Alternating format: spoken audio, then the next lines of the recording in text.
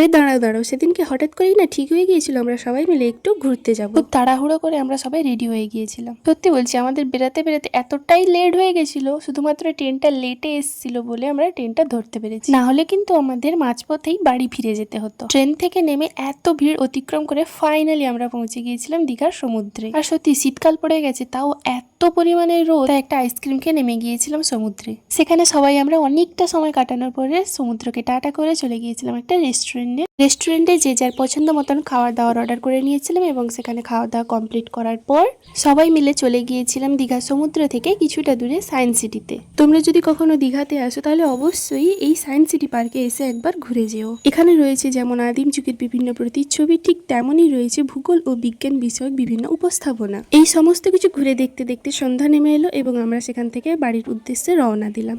এই ছোট্ট ব্লগটি তোমাদের কেমন লাগলো অবশ্যই কমেন্ট করে জানিও কিন্তু।